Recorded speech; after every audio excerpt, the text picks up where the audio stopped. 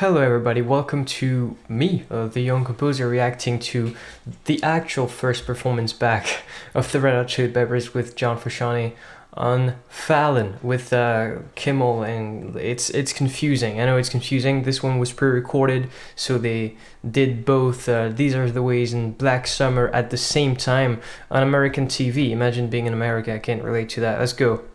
Well, if you weren't confused already, you're about to see one band play in two cities at the same time. Here is the song Black Summer from their highly anticipated and critically acclaimed new album, Unlimited Love, Red Hot Chili Peppers.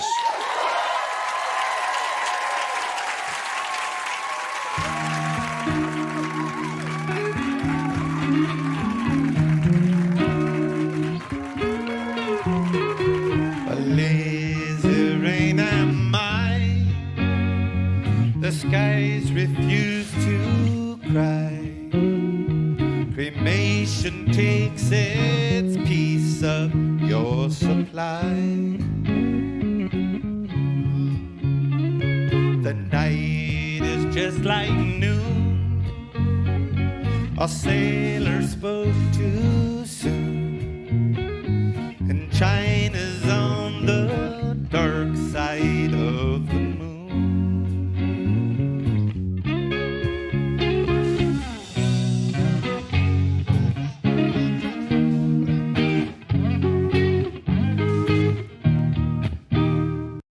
Okay, so right off the bat, Anthony's voice sounds much better on this one, maybe because it is pre-recorded and they were able to do some studio magic, but I'm not 100% sure of what I'm hearing, maybe not.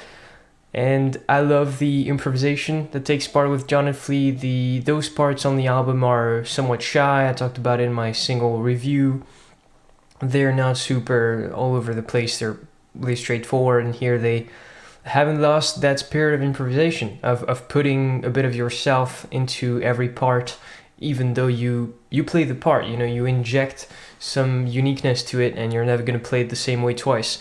Again, Chad Smith paying homage to Tyler Hawkins on his kick, which is a different kick than the one they actually used on the other night show. I'm getting really confused with this April stuff. Let's hear the drums entering. Platypus are few, the secret life of Groove, a personality I never knew. Margaretto weighs a ton, the archer's on the run, and no one stands alone behind the sun. I wonder what kind of pedal John is using to get that sort of tremolo. It's very unusual for him, actually, and it's kind of all over the new album, which is really cool. You know, this kind of what is it exactly? I couldn't describe it. Just you guys tell me in the comments, the Frusciante heads, what you think he's using, if you have a clue, because I know photos of his pedal board have been circulating. This is really, every time I'm surprised by how long it is to get to that explosive chorus. And Anthony showing here that a little bit of I'm gonna do it, guys, inconsistency with the pitch, which maybe tells me that this isn't actually pitch corrected and all that stuff, which is nice. I like when live performances don't bother with trying to make everything perfect, because that, in my opinion, that shouldn't be the point.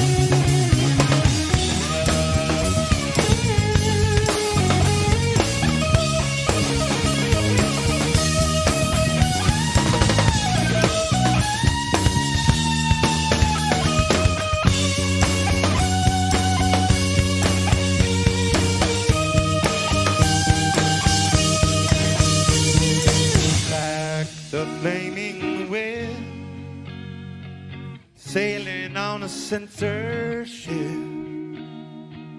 riding on a headless horse to make the trip. I love how he plays it completely different. Again, this is completely improvised. I was looking really hard to tell if he's down-tuned or not. I think he isn't, but I can't tell what fret he's playing. So, yeah, this song is in E flat minor, but I don't think he's tuning down. Wow, man, this solo is completely different. You know, the solo on the album was somewhat underwhelming to me. I like the tone of it, but it's just basically the vocal melody being repeated by Frush. This is literally all of this, and sounds like it's from the top of his head.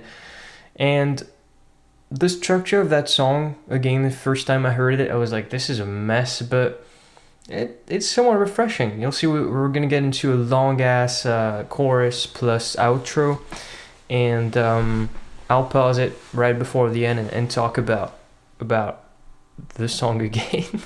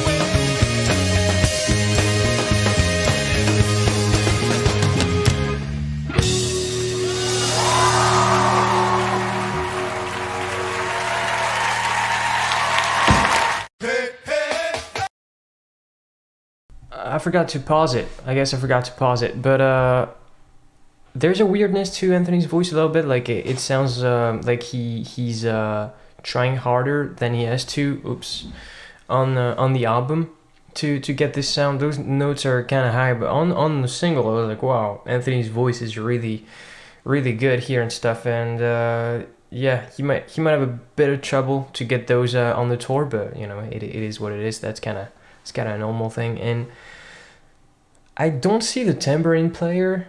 You know, that whole outro has a tambourine complementing the drums, getting the excitement of the song to build a little more again. And I thought maybe Chad was playing that with his feet, you know, with the tambourine on his hat pedal, but there isn't. So maybe a guy off stage we don't see behind the scenes or something playing tambourine. But yeah, this outro is really funny. The first time I heard this song, I didn't even comment on it too much because I had to take out the outro for copyright reasons. And I actually watched Justin Hawkins' video on the subject on Black Summer and noticed how the outro is just, yeah, power chords played with no real emotion or modulation. It's just really straight do dee do do dee do do dee do dee do do do, you know. It's so funny how that part sort of feels like the solo to me, even though it's completely different. The solo has so much expression, so much variation going on, and this part is, as I said, the same thing over and over again. It feels really similar. I think it's a really good idea to try to express those chords in a different way, you know, like on the solo it's the same chords as the outro, right? But when you phrase them like that, with just those repetitions and Flea coming in with a different bass part and Anthony yelling, and I love how they drop him in the mix there and put some delay reverb on it and stuff. It's kind of, that's what you can achieve with pre-recorded stuff, is you give the song a little more of the album feel, right? Instead of it just being, okay guys, we're going through the soundboard and there's nothing we can fix. That is really nice. Ooh, I have to take a little bit of a break from reviewing the Chili Peppers, boys. I'll talk about them in like a month. Thank you so much for watching all those videos. I'm gonna go to sleep. Goodbye.